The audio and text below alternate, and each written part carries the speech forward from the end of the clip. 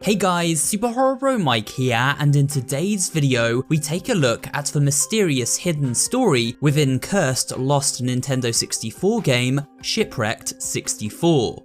Although a quick disclaimer must be given. For those who are asking after my playthrough of the game, no, this is not a real game, it's just a fun indie horror game springboarding off the haunted game cartridge concept. And so with that in mind, sit back, relax, and let's dive into another episode of Horror Games Explained.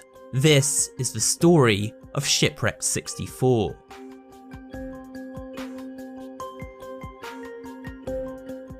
So what is Shipwrecked 64? Well, as the game's introductory sequence explains, Shipwrecked had a short-lived launch in the year 1997. As so few cartridges were produced, it soon became lost to time, and a rare collector's item. The developers of a version of Shipwrecked 64, now available to download online, claim they purchased the original copy from an eBay seller named Daniel. They then ripped the game assets and rebuilt it exactly as they found it, so it could be replayed on computers around the world, faithfully recreating the game, glitches and all. But also warned that it's not for the faint of heart, as they uncovered some disturbing material along the way. This brings us to the game itself, so let's take a look at what Shipwrecked 64 is all about.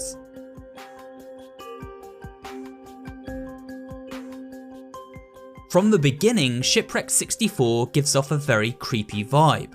The game's introduction shows realistic looking animal mascots on a sailboat out at sea. Their appearance is unnerving and a far cry from the cutesy cartoon counterparts seen during gameplay. These mascot characters are Bucky the Beaver, Olive Otter, Giovanni Goose, and Walter Walrus. An ocean storm forces the friends to head to a nearby island, where they end up shipwrecked, hence the title of the game. From here the player assumes the role of Bucky, as he searches the island for his friends. Bucky soon discovers a gang of wolves has taken his friends captive as penance for ruining the peace of the island. Bucky must now complete a series of mini-games in order to save his captive friends. In Olive Otter's minigame, we are tasked with collecting up to 20 coconuts within a strict time limit to appease the wolves. While in Giovanni Goose's minigame, we must be sure to turn off various ovens while cooking for the wolves before they catch fire. Then, in Walter the Walrus's minigame, players must reach the shipwrecked boat so Walter can repair it. However, a darkness stalks the player and captures Bucky if he moves when the lights go out. Bucky even has a minigame of his own, where the wolves lock him in a maze full of treasure chests and demand the poor beaver collect up enough loot for them before a demonic entity catches him. After all of these minigames are successfully completed, Bucky and his friends can head back to the beach where the fixed up ship awaits. Boarding it leads to the first of several endings.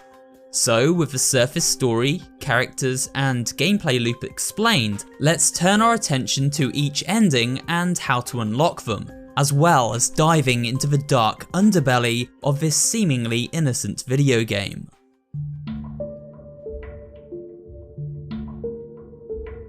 The first ending is unlocked simply by completing each of the 4 aforementioned minigames and then boarding the boat on the beach with Bucky's friends. If we do this, then the following text appears on a blank screen. And with that, Bucky and his friends sailed away. The end. While this is a happy outcome, in reality this is Shipwrecked 64's bad ending. It gives us no information about the real story at play beneath the game's charming exterior. To get to the more sinister events, we must instead dig a little deeper. You see, by failing the minigames rather than successfully completing them, a number of disturbing movie files play out. During Walter's shipwreck minigame, if we allow the darkness to ensnare Bucky, then we are treated to the following movie clip. This sequence shows someone exploring an office building by night before being attacked by Bucky the Beaver, or someone in a Bucky suit at least.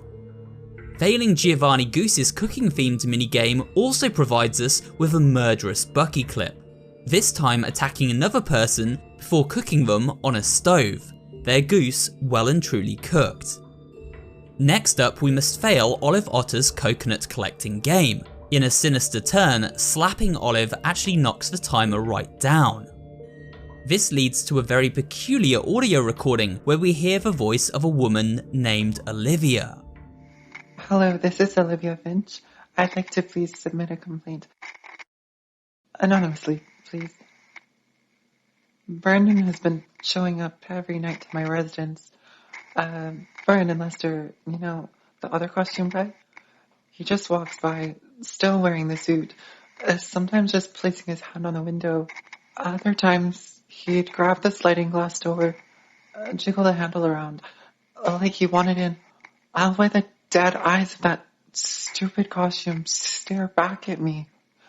Last night, though, is the reason I'm doing this. Brandon walked over and just began to slam his head against the door. I don't know why, but it kept me up for the several hours this went on. He only left it around 4 a.m, stumbling away, leaving a gross stain all over the window. Please, just deal with him. I can't afford to keep losing sleep. After each of these creepy cutscenes, we are quickly shown a medical sheet relating to the mascot in question.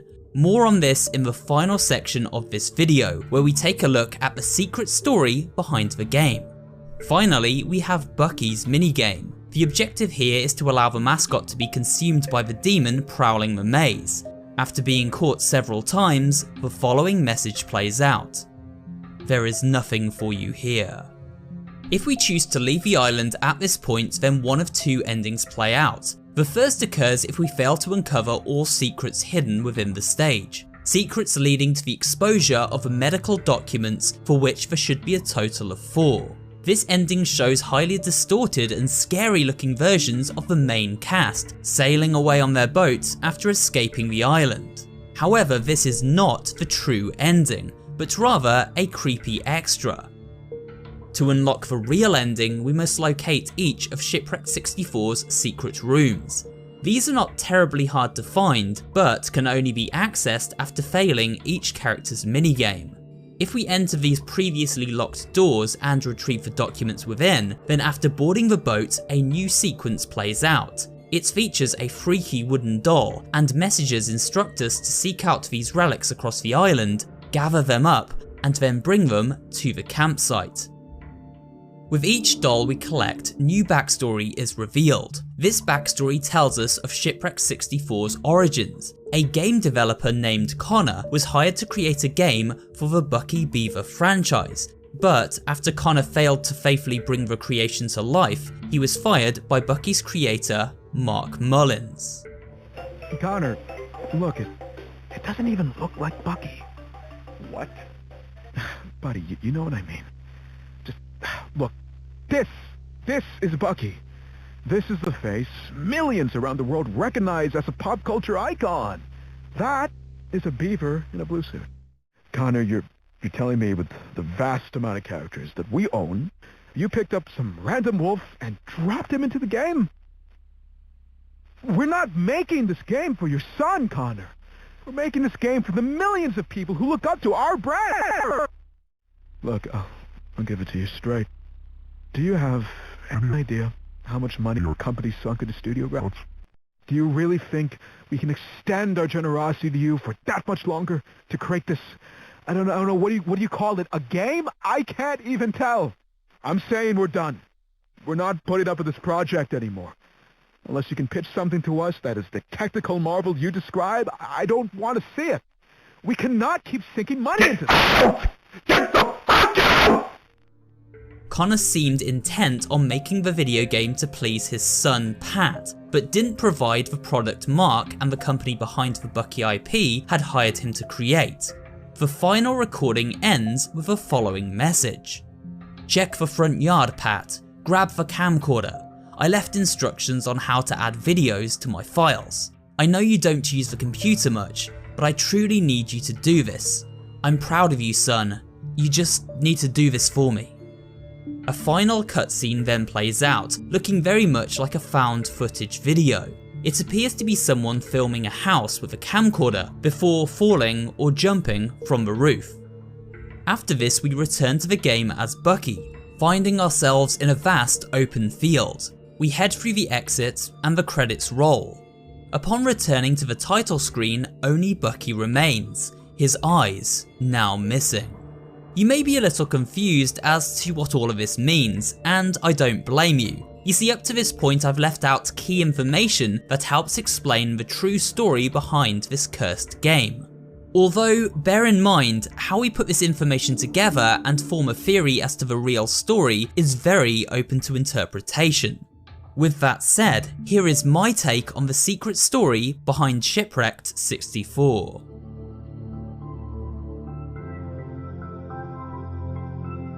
To wrap up this video, we will break down the story of Shipwreck 64, or rather the story that occurred outside of the video game in the real world. To keep things as clear as possible, I will take a look at events in chronological order, referencing evidence where possible and making educated guesses where evidence is lacking. It all began with a company called Broadside, and more specifically, their animation department.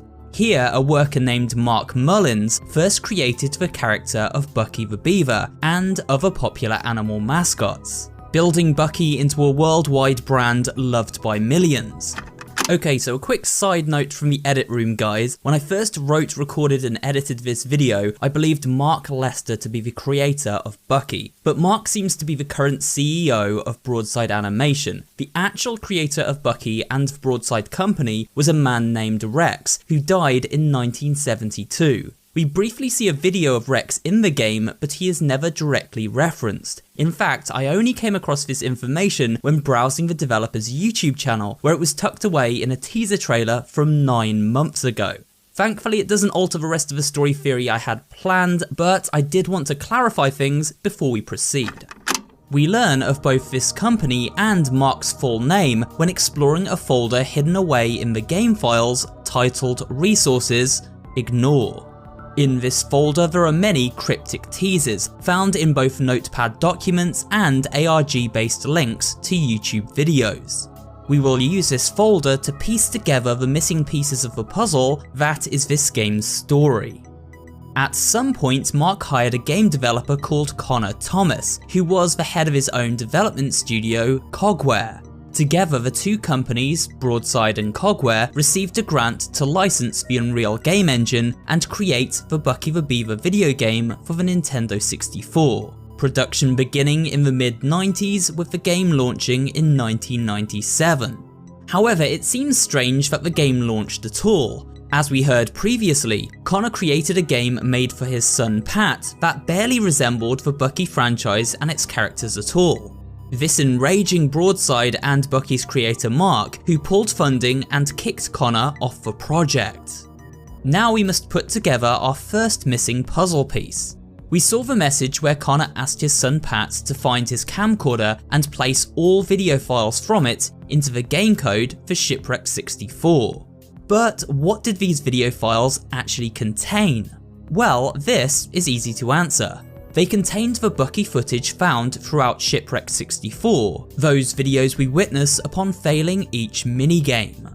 This footage showcasing a man in a Bucky suit killing various people. It seems logical to conclude that, as the camcorder belonged to Connor, he was then the cameraman who candidly shot these horrific events. But who were the victims, and who was in the mascot suit? These questions are also both answered in the game and those hidden files. The man in the suit was named Brandon Lester. We hear Olivia, an employee of Broadside, mention Brandon creepily standing outside her door as heard on the recording earlier. She also appears on this YouTube video. Something about him just felt wrong. Just horrible. Sometimes I swear he's not a person. It seems Brandon was hired to play the role of Bucky for public appearances, commercials, and other events that required a human to exist within a real-life mascot suit. He was the official character actor. It also seems like he was mentally unstable, as well as unliked by other employees. We can see from the date on these tapes that at least one murder occurred in the year 1990, well before the Nintendo 64 console even existed. so this suggests that Connor had witnessed Brandon's handiwork, filmed it, and then kept it a secret, now bringing the footage back out of retirement in order to expose Broadside as revenge for firing him from his dream project. Brandon's victims were Olivia Finch, Gary Wilson, and Nathan Stewart. The only evidence informing us of which job roles these people had at Broadside Animation is found on unused video files in the Shipwreck 64 movies directory. However, the creator has told me that many of these files are outdated and should have been deleted before the game's release, so it's hard to know for sure if this data is accurate. However, as it's all we have to go on and doesn't contradict anything else in the story, let's take a look at them anyway. Olivia was said to be a voice actress working on the Bucky cartoons. One night she was invited by a visitor to the lake one night where she was then drowned. This makes sense as we find her medical report in a secret area full of water. Next we have Gary Wilson, who was a mascot handler at Broadside Vacation. One day after his shift, Gary went to the kitchen where he was attacked by Brandon. Finally, we have Nathan, who was an animator at Broadside Animation. He returned to the offices late one night where he met his fate with Brandon, all filmed once again by Connor. In this secret museum-like room, we see pictures of the various victims, all tied to Connor, as his family house features as the centerpiece of this wall. A photograph of Brandon can be seen to the far right of the main collage. However, there is one key piece of this sinister story we have yet to touch on. You see, Broadside wasn't just an animation studio, they did have a less public side, a research and development department that seemed to dabble in human experimentation. Before we look into why, it is important to establish some context. While Bucky had been a popular cartoon character, it seems he had grown popular enough to warrant his very own theme park, a park dubbed Futureland 2020, which was part of Broadside Vacation. From one of the hidden notes, we get the sense that certain experiments were being conducted underneath this resort and covered up by security. These experiments were conducted to try and create living mascots that contained the bodies of humans within. This is detailed in those medical documents we find throughout the game. While these documents technically contain medical data, they are in fact application forms for mascot handlers.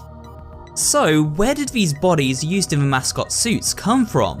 Why, the victims of Brandon Lester, of course. Each of these victims were on-site employees of Broadside, meaning their deaths were very easy to cover up by the company. The cadavers were then melded inside animatronic mascot suits and resurrected through some mysterious scientific procedure. These monstrous creations were dubbed starlings, and each assigned a handler. The very first mascot created was Bucky the Beaver himself, using the corpse of Brandon Lester, who had died from fentanyl, a medicine used to treat cancer. In the secret notes folder we find a single document titled Cancer, directly linking to Brandon. As Brandon died from the medicine rather than his illness, it seems his death was a cover-up on the part of Broadside, who then used Brandon's body in a starling experiment, one deemed successful by its handler Louis. Each of Brandon's victims then became follow-up experiments in a bid to hide his crimes from the world and save the public image of Broadside, as well as testing out some new mascot technology. Everything had been going to plan until a disgruntled game developer named Connor, with a history of Broadside's dark past, decided to include lost footage of a rogue starling in his shelved video game. Then Connor suddenly passed away, at least based on this notepad document titled "He Died," which seems to be written by Connor's son Pat. This is reflected in the final tape, where we see someone leap from the rooftop of the Thomas family home. Once again, this accident may have been down to a cover-up on the part of Broadside, looking to rid themselves of an employee who knew too much. Connor's final wish was for Pat to insert the murder footage into the prototype Shipwreck 64, blowing the whistle on Broadside's shady past. Once these files were included, the game was printed and received a limited run, presumably so that Broadside could try to recoup their development costs, despite not liking the end product. Quickly realizing the damaging video files contained on the game cartridge, Broadside pulled it from retail, with only a few copies remaining in the wild. One such copy ending up on eBay years later by a seller named Daniel, and then replicated by a group of indie developers. Now the full story of these horrifying events is out in the open, yet it seems Brandon and the other Starling mascot experiments still roam the grounds of Broadside Vacation's Futureland Resort, able to kill at any moment. And with that, we come to the end of this video looking at the story of Shipwreck 64. I hope you enjoyed today's video and found it both entertaining and informative. If you did, remember to leave a like, comment down below, and of course subscribe for more horror related content. Thanks for watching, and I will see you on the next video.